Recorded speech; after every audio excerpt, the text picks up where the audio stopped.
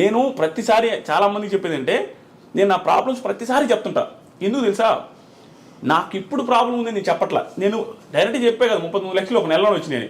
నాకు ప్రాబ్లం లేవు, సింపతి కాదు ఇది. నాకు ఒకప్పుడు ప్రాబ్లమ్స్ ఉన్నాయి, ఇప్పుడు లేవని చెప్తున్నా. ఇది ఇన్స్పిరేషన్గా ఉంటుంది, జనాలు చూసేవాళ్ళకి అనే ఉద్దేశంతో చెప్తుంటా.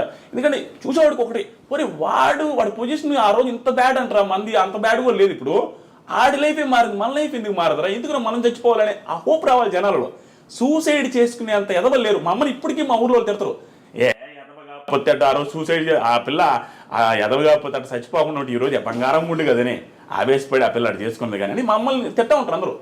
అంతే కదా, చాలా ఇది బ్రో ఇవన్నీ. కానీ పర్ఫెక్ట్ ఎగ్జాంపుల్ 28 సంవత్సరాలకి ఒక రూట్ ఎంచుకుని సక్సెస్ అవ్వడం అంటే చిన్న విషయం కాదు. కానీ ఇన్ని రూట్స్ ఉండగా అంటే రివ్యూస్ చెప్పాలి అని థాట్ వస్తే సినిమాల మీద చెప్పొచ్చు, పొలిటికల్గా చెప్పొచ్చు. అప్పటికి పొలిటికల్ రివ్యూస్, సినిమా రివ్యూస్ ఇవన్నీ ఇండస్ట్రీలో ఉన్నాయి. ఇవేం కాదని బిగ్ బాస్ అనే షో మీద ఫస్ట్ టైం రివ్యూ చెప్పింది మీరే అనుకుంటా తెలుగు. అంతకుముందు నేను అది కూడా నేను చెప్తాను కదా, అంతకుముందు దిస్ ఈజ్ ఫనీ అని ఉంటాడు. దిస్ ఈజ్ ఫనీ అతను చూసి నేను రివ్యూ స్టార్ట్ చేసింది. అతను ఏదో లైవ్ చేస్తూ ఉంటే నాకు 3-4 వేల మంది చూస్తాం. నాకు చూసి ఇతను ఎవరు స్వామి ఇంతమంది ఫ్యాన్స్ అనుకుని కామెడీగా మా ఫ్రెండ్తో చెప్తాను, ఇతను ఎవరు ఆయన కూడా బిగ్ బాస్ రివ్యూ చేసాడు. మా ఫ్రెండ్తో అన్న ఇతను వీడియో లేదని ఇంతమంది చూస్తున్నా అంటే మామూలుగా అంటగా వాడేందన్న చేసేదే మనం చేయలేమా, వాడు బిల్డప్కి మావాడు నువ్వు కూడా చేయన్నా అని చెప్పి వీడియో పెట్టా చేసిన అది సక్సెస్ అయింది. ఆ నుంచి వచ్చింది. నేను చెప్పింది అదే బ్రో, విషయం కాదు, తెలియకుండా నీకు ఒకటి వస్తుంది ఆ టైము. నాకు వచ్చింది అంతే, నా టాలెంట్ కాదు. అందుకని చెప్తాను ఎవరికైనా ఒక టైం వస్తుంది. సో బిగ్ బాస్ రివ్యూస్ ఎందుకు చేసిన అంటే నేను ఫస్ట్ యూట్యూబ్ ఛానల్ పెట్టి స్టార్ట్ చేసింది రైతుల గురించి వీడియోలు, రైతుల లాసులు కష్టాలు ఏంది, మీరేమో రైతులు అంటుంటే మీరు శ్రీరెడ్డి ఆవిడ వీడియోలు ఎక్కువ వేసుకుంటున్నారు, ఇంటర్వ్యూలు ఆవిడే వస్తున్నాయి. అప్పుడు ఫేమస్ ఆవిడ, ప్రతి ఒక్కటి కాంట్రవర్షియల్ భలే ఉండేది వ్యూస్. అట్లా ఉన్నారు రైతులు ఊరు పట్టించుకోలేదని ఆ వీడియోలు చేస్తే ఊడు చూసేదిలే, బిగ్ బాస్ గురించి చూడకుండా అందరూ చూసారు. ఇంకా అందుకని బిగ్ బాస్ చేస్తాం. ఇప్పుడు ఏది వస్తే అదే చేస్తాం. డబ్బులు వస్తే ఏం తెలియదు. తర్వాత వచ్చినాయి 70,000 వచ్చినాయి, నెక్స్ట్ ఇయర్ 180,000 వచ్చినాయి, ఆ తర్వాత ఇంకొంచెం ఎక్కువ వచ్చింది, ఆ తర్వాత ఇంకొక ఎక్కువ వచ్చింది, తర్వాత బిగ్ బాస్కి వెళ్ళాం, తర్వాత ఇక్కడ దాకా వచ్చాం. ఆ టైంలో రైతులకి సపోర్ట్గా వీడియోస్ చేసి ఈరోజు రైతు బిడ్డకి సపోర్ట్ చేసావు బ్రో.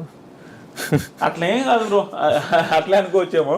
కానీ రైతు బిడ్డకి సపోర్ట్ అంటే బ్రో ఒక్కటి చెప్తా, రైతు బిడ్డ అయినా ఇంకొకరి బిడ్డ అయినా డాక్టర్ అయినా ఎవరైనా ఆడ ఆడితేనే సపోర్ట్ చేస్తారు జనాలు తంగలు కాదు. ఖచ్చితంగా ఆట ఏదో పాయింట్లో నచ్చితేనే సపోర్ట్ చేస్తారు. నచ్చకుండా అసలు ఓటు వేయాలంటే హాట్స్టార్ ఓపెన్ చేసి ఎవరికి ఓపుకుండదు.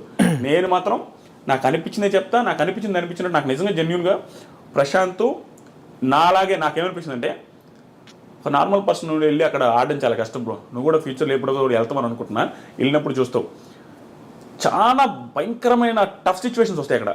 తెలియకుండా ఈజీగా అనిపిస్తుంది, అమ్మాయి ఏంద్రా ఫుడ్ ఉండదు, నిద్ర ఉండదు, ఆడల ముందు గుడ్లు మార్చుకోవాలా, ఇవన్నీ చాలా ఇబ్బంది. ఏంది బ్రో పొల్లు అనుకుంటుంది ఆడల ముందు, ఎంత గలీజ్గా ఉంటుంది. అమ్మాయిలందరూ అందంగా ఉండే వాళ్ళు ఉంటారు, ఈడ వాళ్ళ ముందు పొల్లు అనుకుంటా ఉండాలి.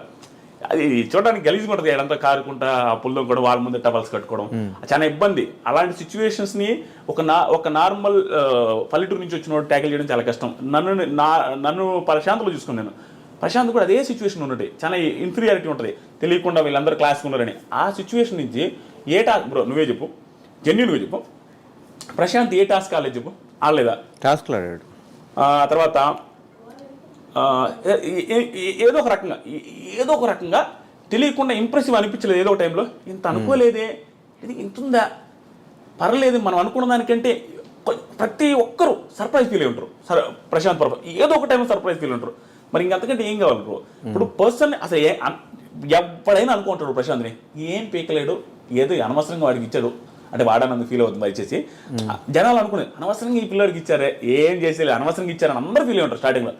కానీ ఆ అనుకున్న వాళ్ళే ఒక టైంలో సర్ప్రైజ్ ఉంటారు మనోడి పర్ఫార్మెన్స్ చూసి. నాకు అలా నచ్చేది సపోర్ట్ చేశారు. సపోర్ట్ అంటే రోజు ఏం చేయలేదు. కానీ రివ్యూవర్స్ వల్ల జనాలు ఇన్ఫ్లుయెన్స్ అవుతున్నారు. రివ్యూవర్స్ హౌస్లో ఉన్నంత వరకు ఒకలా చెప్పిన తర్వాత బయటకు వచ్చాక వాళ్ళ బిహేవియర్ చేంజ్ అయినప్పుడు ఖచ్చితంగా రివ్యూవర్స్ అనే ఛాన్సెస్ ఉంటాయి కదా.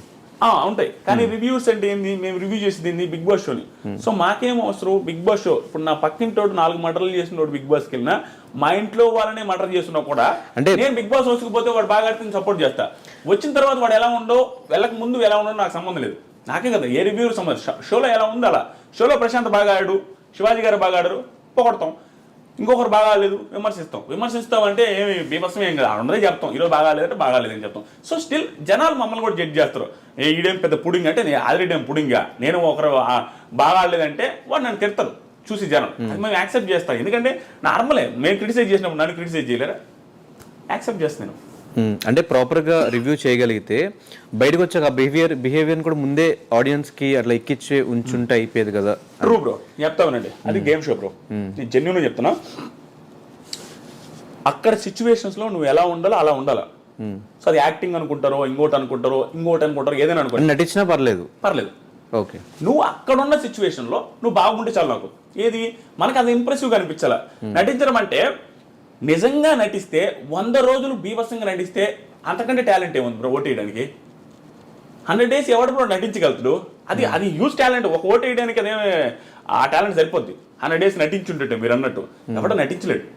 అక్కడ నువ్వు ఇంప్రెసివ్గా ఫీల్ అయితే చాలు, ఎలాగైనా ఉండండి, అది చాలు. మాకు బయటకు వచ్చిన తర్వాత ఎలా ఉంటుంది, మేము ఎలా ప్రిడిక్ట్ చేయగలం. నేనేమంటానంటే అక్కడ ఉన్న సిచ్యువేషన్ తగ్గట్టు అక్కడ బిహేవ్ చేస్తారు. అవుట్ సైడ్ సిచ్యువేషన్ వేరే. అవుట్ సైడ్ పోలీసులు ఉంటారు, పల్లె ప్రశాంత్ అందరూ తొబ్బట్టరు. బయటకు వచ్చిన తర్వాత ఇలా చేశాడు అలా చేశాడు. లోపల పోలీసులు లేరు, లోపల క్రౌడ్ లేదు. బయటకు వచ్చిన తర్వాత క్రౌడ్ ఉంది, బయటకు వచ్చిన తర్వాత పోలీసు ఉంది. ఈ సిచ్యువేషన్ అక్కర్లేదు, ఆ సిచ్యువేషన్ ఇక్కర్లేదు. అక్కడ తగ్గట్టు అక్కడ ఉంటారు, ఇక్కడ తగ్గట్టు ఇక్కడ ఉంటారు. ఇదే క్రౌడ్తో ఇదే సిచ్యువేషన్ ఇదే పోలీసుల ముందు పల్లె ప్రశాంత్ బిగ్ బాస్ బిఫోర్ ఎక్కడ మనకు కనపడలే. ఎలా బిహేవ్ చేస్తారో మనకు తెలియదు. సిచ్యువేషన్ బట్టి మనిషి బిహేవ్ చేస్తారు, కానీ ప్రతిసారి ఒకే రకంగా ఎవడు బిహేవ్ చేయడు. కానీ ఆ సిచ్యువేషన్ ఒకేసారి కనిపించింది కాబట్టి మనకు తెలియదు అతను ఎలా ఉంటాడు. కాబట్టి మనమేమనుకున్నాము, అతను ఇలాగే ఉండాలని ఒక స్టాండర్డ్ పెట్టుకున్నాం అనేది నా ఫీలింగ్. నాకైతే జెన్యూన్ చెప్తున్నా, ప్రశాంత్ ఇలాగే డౌన్ టు ఎర్త్ ఉండాలా, ఇంత నోరు లేయకూడదు, ఇంత ఓవర్ చేయకూడదు అనే ఫీలింగ్ మనం పెట్టుకున్నాం. అంటే హౌస్లో అలా ఉన్నాడు కాబట్టి మనం బయటకు వచ్చాడు ఆబ్వియస్గా అలా అది అలా పెట్టుకున్నారు బ్రో, అంతేగాని అది తప్పు. ప్రశాంత్ చేసిన మిస్టేక్ అని ప్రశాంత్ కూడా యాక్సెప్ట్ చేస్తారు, శివాజీ గారు చెప్పారు, పోలీసులు చెప్పారు, అది మిస్టేకే. కానీ అత్యుత్సాహంతో జరిగింది తప్పించి ఏదో ఇదే ఆ బిహేవియర్ అయినా ఆ బిహేవియర్తో మాకు సంబంధం లేదు బ్రో. రివ్యూవర్స్కి ఎవరికి సంబంధం లేదు. మాకు బిగ్ బాస్ షోలో ప్రశాంత్ బాగా ఆడాడు, దెర్ ఈస్ నో డౌట్, అందుకే గెలిచాడు. సో ఇదే మీరు స్టార్ట్ చేసిన సీజన్లో రివ్యూస్ చెప్తున్న సీజన్లో కౌశల్ అనే పర్సన్కి, అంటే ఒక రివ్యూవర్కి ఎవరికి సపోర్ట్ చేయని ఆదిరెడ్డి కౌశల్ టైంలో కౌశల్ ఆర్మీకి చేయడం, కౌశల్ కోసం 2K రన్ చేయడం, ఇదంతా ఏంటి అంటే అది ఆ టైంలో ఏమైనా పాపులారిటీ కోసం కౌశల్కి అంత పేరుంది కాబట్టి ఏదో మన పేరు కూడా వినిపిస్తుంది అలా ఏమన్నా? అలా ఏం కాదు బ్రో. రివ్యూ స్టార్ట్ చేసినప్పటి నుంచి నాకు జెన్యూన్గా ఇప్పుడు చెప్తున్నా, Kaushal one of the best contestants. ఎవరు అవునున్నా కాదన్నా కౌశల్ ముందే చెప్తాను, కౌశల్ గారి ముందే చెప్తాను. మొన్న కూడా అవార్డ్స్ ఫంక్షన్కి వెళ్ళినప్పుడు కూడా నేను ఆయన పేరు చెప్పాను. ఆయన పక్కన ఉన్నాడు, నేను ఆయన పెద్ద మాట్లాడుకునేది లేదు ఇప్పటివరకు. ఆయన ముందు ఏం చెప్పానంటే, కౌశల్ అనే సీజన్ వల్ల నాకు పాపులారిటీ వచ్చింది, నాకు చాలా నేను సెట్ అవ్వడానికి one of the main reasons Kaushal అనే సీజన్, కౌశల్ గారు కూడా అని చెప్పా. ఇప్పటికీ ఆ గ్రాటిట్యూడ్ నాకుంది. నేను ఎప్పుడైనా కూడా కౌశల్ గారి గేమ్ని ఎవడు తప్పట్లేడు. కౌశల్ తోప్ కంటెస్టెంట్, అట్లానే గెలిచాడు. కాబట్టి నేను సపోర్ట్ చేశాను బ్రో. 85-80% పీపుల్ సపోర్ట్ చేశారు అక్కడ, యునానిమస్గా గెలిచాడు. దాంట్లో నేను సపోర్ట్ చేయకపోతే నేను ఏదైనా అవుతా. ఆయన సపోర్ట్ చేసింది. జనాలు ఒకటి మిస్కన్సెప్షన్లో ఉన్నారు బ్రో. రివ్యూవర్స్ అనేది ఎట్లా తెలుసా, వ్యూస్ కోసం నువ్వు ప్రశాంత్ని పొగుడుతున్నావు, వ్యూస్ కోసం శివాజీని పొగుడుతున్నావు. వ్యూస్ కోసం పొగుడుతున్నావు అంటే వాళ్ళ మీనింగ్ ఏంటి? శివాజీని పొగిడితే వ్యూస్ వస్తాయని, శివాజీ పేరు పెడితే వ్యూస్ వస్తాయని కదా. శివాజీ పేరు పెడితే వ్యూస్ వస్తాయని అంటే అర్థమైంది శివాజీకి పాజిటివ్ ఉన్నట్టే కదా. శివాజీకి జనాల్లో పాజిటివ్ ఉంటే నాకు ఒకటే నెగిటివ్ అనిపిస్తాడా? అది ఏముంది తప్పు? మెజారిటీ ఆఫ్ పీపుల్ నచ్చుతున్నాయంటే ఉడాలి నచ్చకూడదని ఉందే. నాకు నచ్చుతారు, కానీ రివ్యూవర్ న్యూట్రల్ గా ఉండాలి కదా. అంటే బయటకు వెళ్ళి 2K వాక్ చేయాల్సిన అవసరం కూడా లేదు కదా, న్యూట్రల్ గా వీడియోస్ చేస్తే అయిపోయేది కదా. అది ట్రూ బ్రో. అది ఆ రోజు ఏమైందంటే అది కొంచెం పిల్ల బచ్చే చేస్తాలే, నేను యాక్సెప్ట్ చేస్తా. అది నిబ్బా చేస్తా. 28 years మీకు? 28, నాకు 28. నా కెరీర్కి నిబ్బా కెరీర్ అది. సో నాకు అంత సీరియస్ ఇది ఏం లేదు. అప్పటికప్పుడే సెట్ అయినా, అప్పుడప్పుడే దానికి డబ్బులు కూడా రాలి అప్పటికి. ఎందుకంటే మానిటైజ్ కూడా అప్పుడే ఛానల్ స్టార్ట్. నేను ఎప్పుడు సీజన్ మధ్యలో స్టార్ట్ చేశా, 70 రోజు 60 రోజు స్టార్ట్ చేసిన ఛానల్ని. అక్కడి నుంచి ఆ 40 రోజులు చేసిన రివ్యూ అంతే. అప్పుడు నిబ్బా కెరీర్లో ఉండి నాకు తెలియక చేశా. స్టిల్ ఆ రోజు ఊపుకి, మీకు తెలుసో తెలీదు, ఆ రోజు ఊపికి ఊడికైనా కూడా బయటకు వెళ్ళి కౌశల్ అంటారా అనే ఊపు ఉండింది ఆ సీజన్. ఆ ఊపులో కలిసిపోయింది తప్ప అంత మించి రివ్యూవర్ చెప్పకూడదు చేయకూడదు అనేసి అంతేం ఆలోచించలేదు. కానీ బయటకు వచ్చే మీ ఛానల్కి స్ట్రైక్స్ వేసాడు కదా కౌశల్. ఏదో అది మిస్అండర్స్టాండింగ్స్ వచ్చి అట్లా ఇట్లా వేశారు. నేను ఫీల్ అవ్వలేదు, ఆ ఛానల్ ఏం పోలేదు.